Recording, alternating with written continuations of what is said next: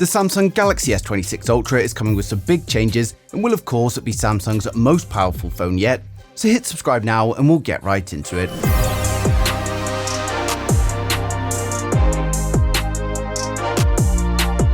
So first up, we've got news that Samsung is heavily investing into AI for improvements across the board, and we've already seen in recent releases with Galaxy AI that this has been one of Samsung's biggest focus points. According to Bloomberg, they're now looking at a deal with Perplexity, and it's going to be to build AI search tools directly into Samsung's phones as an alternative to traditional search engines. And if the deal goes ahead, we could see Perplexity AI Assistant on the phones, as well as the AI capabilities being built into Samsung's browser. And this is just another feature to help you save time when searching. Now, something else that can save you time and money is today's video sponsor, Airalo, which is the first and top-rated eSIM in the world, and it's going to save you a huge amount of money when traveling. Now, Airalo reached out to me, but I'm actually a huge fan of the app and started using it 4 months ago, and I've used it multiple times since. My recent trip to Thailand and Malaysia, it would have cost me £90 with my provider at £5 a day, but thanks to Airalo, I bought an eSIM for only £9.50. It lasted 30 days along with 10 GB of data and made me a huge saving. You can also use my code TT3 to get $3 off your first eSIM purchase. It's 100% digital, meaning there's no waste. The app automatically installs the eSIM for you, or you can install it manually if you prefer. And they've got over 200 regions and countries covered, meaning wherever you go in the world, you're going to be able to find a suitable eSIM. Now, of course, I've placed the link down in the description below, so go ahead and download Airalo today and use my code TT3 to start saving money on your next trip. Now back to the S26 Ultra, and we've got news that Samsung may be getting a different version of the Snapdragon 8 Elite Gen 2, and of course, it's going to be a better version. There have been reports that we could see 2 versions of the Snapdragon 8 Elite Gen 2. One of them is going to be a 3nm chipset, and then the other is going to be a 2nm. And every year we see Samsung using a slightly different version of the chip, but according to new reports, TSMC is going to manufacture some versions of the Snapdragon on their 3nm process, and Samsung Foundry is then going to be manufacturing the 2nm version under the name Made for Galaxy. And given that Samsung devices come much later than the first phones using these Snapdragon chipsets, it could well be possible. Now, news is still light on the ground at the moment, but this would certainly be a huge bonus for Samsung, so let me know your guys' thoughts in the comments. Now, next up, we got news that the Galaxy S26 Ultra could actually be much thinner this year, and Leaker Crow has tweeted on X to say that the S26 Ultra is surprisingly slim. Now, we recently had the launch of the Edge model where Samsung showed us how thin they can make a smartphone, and it's reported that this is going to be a focus for the S26 Ultra, although thinning of the phone could also create some problems with the S Pen housing as well as internal space for things like the battery. And this year, the S Pen was lacking some Bluetooth support, so we can only assume it's going to be the same with the S26 Ultra. And with a less feature-rich S Pen, maybe they can thin the S Pen down a little bit more to fit inside a thinner phone. Now, there are also reports that the camera lenses are going to undergo inkjet printing process, and this was published in a patent Samsung filed back in 2018, and this would reduce the camera size and hopefully reduce the camera bump as well. When it comes to the S26 Ultra cameras, it's still going to be a 200 megapixel primary camera, although leaks suggest an improved sensor. We've also got news of a new camera feature on the rear, and it's actually going to be a feature that we saw on the S10. As according to Ice Universe, the S26 Ultra is going to be coming with variable aperture. While previous phones had a dual aperture, we could see a triple or maybe even a quadruple aperture this time round, which just adds a lot more versatility when shooting photos and videos. Now, we've also got plenty of reports of an under-display camera on the front of the S26 Ultra, and of course this is going to be a huge upgrade, but only if the photo and video capture is good enough. Now, another big upgrade for the S26 is going to be in the battery department with a new silicon carbon battery that's got a higher energy density, meaning we're going to get a larger battery capacity. And they're also safer than lithium-ion with a lower risk of overheating, which also means that we could see some significant improvements to the fast charging, something that the S phones have been lacking for some time now.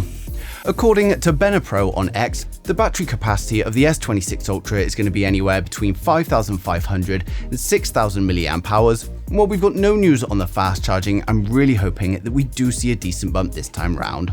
Now, another recent tweet from Panda Flash on X says that the battery capacity isn't final yet, but it's under 5,400 milliamp hours, so it's a little bit conflicting, but for Samsung to reduce the thickness of the S26 Ultra, then silicon carbon batteries would of course be a good way to do that.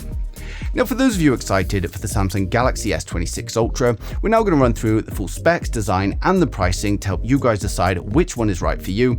So hit subscribe now and we'll get right into it. So first up, we've got the standard Galaxy S26, which is coming with a 6.2-inch dynamic AMOLED display with improvements to brightness and color accuracy.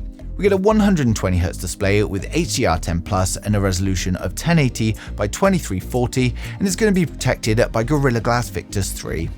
We get a 12-megapixel punch-hole camera for the selfies, and then over on the rear it's a triple camera setup consisting of a wide, an ultra-wide, and a telephoto, but unfortunately at this time we don't know the exact sensors being used.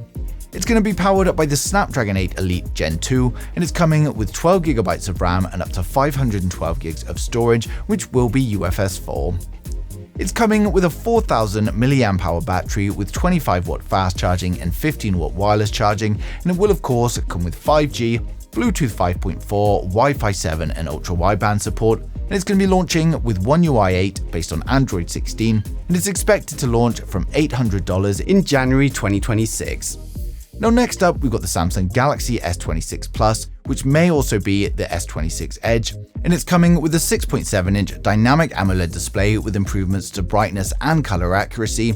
We get a 120Hz display with HDR10+, a resolution of 1440 by 3120, and is protected by Gorilla Glass Victus 3.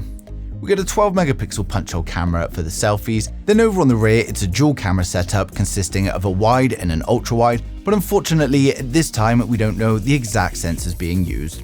Now it's going to be powered up by the Snapdragon 8 Elite Gen 2, and it's coming with 12GB of RAM and a choice of 256 or 512 storage, which will be UFS 4, and it's coming with a 4900 mAh battery with 45W fast charging and 15W wireless charging, and it will of course come with 5G, Bluetooth 5.4, Wi-Fi 7 and ultra-wideband support. And it's going to be launching with One UI 8 based on Android 16, and is expected to launch from around $1,000 in January 2026.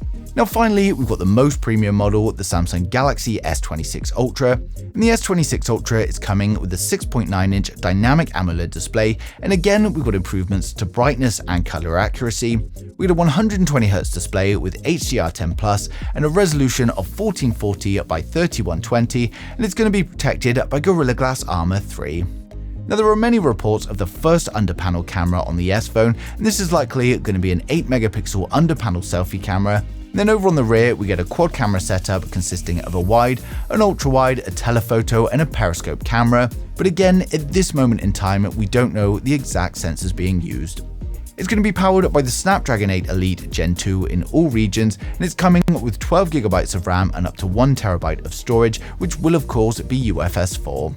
Now it's coming with up to a 6000 mAh battery with significant improvements to the fast charging, and it will of course come with 5G, Bluetooth 5.4, Wi-Fi 7 and ultra-wideband support. It's launching with One UI 8 based on Android 16. It is expected to launch from around $1,300 in January 2026. So overall, it's looking like the Samsung Galaxy S26 series is going to be an exciting release in terms of hardware, especially if Samsung manufacture that 2nm chipset. But it's looking like Samsung is going to be continuing the same strategy of improving and refining their phones rather than just completely redesigning them. This is going to deliver a fairly similar looking phone. Now, as with all new phones at the moment, there's going to be a lot of effort and focus put into software, with AI playing a huge role in that. So it's going to be exciting to see what new features we get from the S26 series. But of course, launch is still quite a way away at the moment, and of course we'll get more and more information as we approach it, and I'll be sharing it as soon as it comes in, so make sure you subscribe so you don't miss a thing in the future.